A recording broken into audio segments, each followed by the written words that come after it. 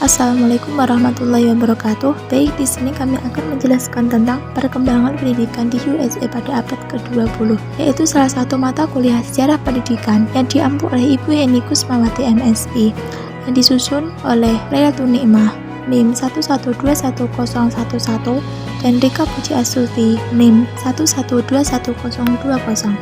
Mahasiswa semester 2 Prodi Pendidikan Agama Islam di Sekolah Tinggi Agama Islam Pati. Ya, kita akan membahas 4 materi pokok yang termuat dalam perkembangan pendidikan di Amerika Serikat pada abad ke-20, yaitu yang pertama, perkembangan pendidikan di Amerika Serikat.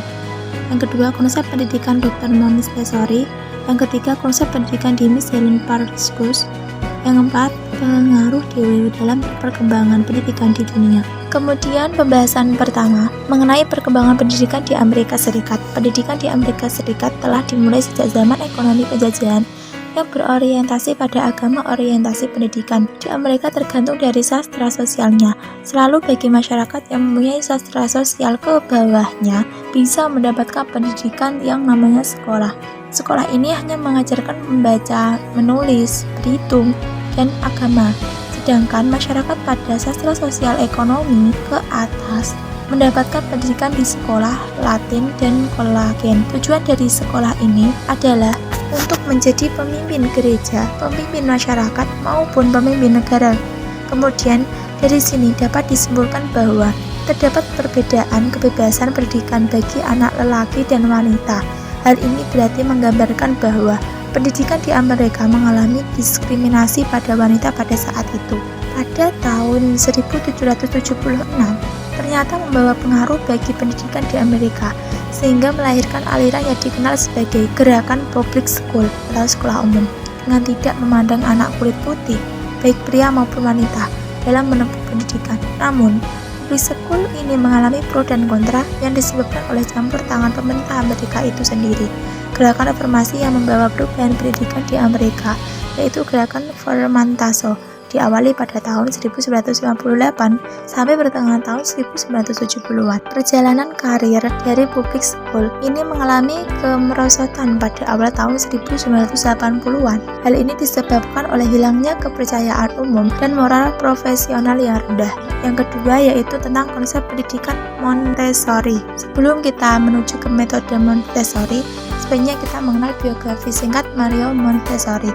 Mario Montessori merupakan tokoh pelopor yang menemukan metode Montessori yang lahir pada 31 Agustus 1870 di Provinsi Ancona, Italia.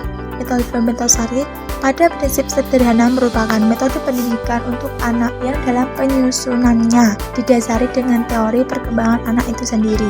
Montessori mengutamakan bahwa proses pendidikan harus disesuaikan dengan perkembangan anak berdasarkan usia tertentu dengan cara memperhatikan tahap perkembangan individu anak. Pada metode Montessori, pada penerapannya dikaitkan dalam proses pembelajaran. Sebelum siswa diperkenalkan untuk belajar membaca, guru harus mampu menumbuhkan rasa senang sehingga anak tertarik dan menyukai kegiatan membaca. Hal ini sesuai dengan prinsip metode Montessori sendiri, yang mana pentingnya interaksi guru dalam belajar membawa sangat dibutuhkan. Pada tahap ini, guru harus lebih dulu membangun kedekatan dengan siswa, sehingga siswa merasa lebih aman dan nyaman terlebih dahulu dalam belajar. Yang ketiga, konsep pendidikan Helen Parkhurst. Biografi singkat Helen Parkhurst. Pencipta dari sistem pengajaran Dalton ini adalah Dr. Helen Parkhurst. Putri Amerika ini dilahirkan pada tahun 1887 dan pada tahun 1904 menjadi guru. Sistem Helen Parkhurst. Sekolah tempat ini ia mengajar hanya mempunyai satu ruangan dengan dia seorang diri sebagai gurunya sekaligus kepala sekolahnya.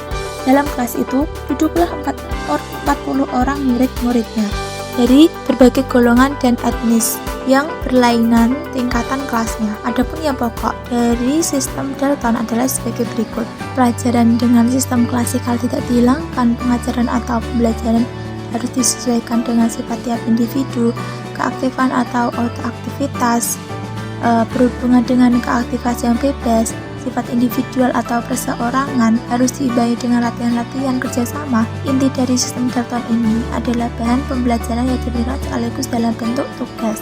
semacam LKS sekarang berupa tugas tahunan, bulanan, dan mingguan. Pengaruh Dewey dalam perkembangan pendidikan di dunia abad ke-20. Sosok John Dewey lahir pada tanggal 20 Oktober 1859 di Burlington, negara bagian Vermont, sebelah timur Amerika Serikat. Kontribusi pendidikan pemikiran John Dewey terhadap pendidikan. Apresiasi dan sumbangan pemikiran pendidikan John Dewey tidak dapat dipungkiri telah berdampak luas, tidak hanya di Amerika, tetapi lebih jauh beberapa bagian dunia. Terdapat 3 pengaruh pemikiran Dewey dalam pendidikan yang dirasakan sangat kuat sampai saat ini, yaitu yang pertama, kesosialan pendidikan. Di sini dijelaskan bahwa pendidikan memiliki fungsi sosial yang dinyatakan oleh Plato dalam bukunya Republik. Dan selanjutnya, banyak penulis disebut sebagai teori pendidikan yang umum.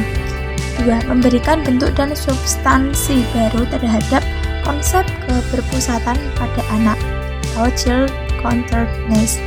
Yang ketiga, proyek dan problem solving yang mekar dari sentral konsep Dewey tentang pengalaman telah diterima sebagai bagian dalam teknik pembelajaran di kala itu. Sekian, demikianlah beberapa hal yang kami sampaikan. Sebelumnya kami mohon maaf yang sebesar-besarnya kepada kalian semua. Apabila di dalam penyanyian mungkin ada salah kata ataupun pernyataan yang tidak tepat, kami mohon maaf. Kami hanya orang biasa yang tidak luput dari maaf. Sekian, wassalamualaikum warahmatullahi wabarakatuh.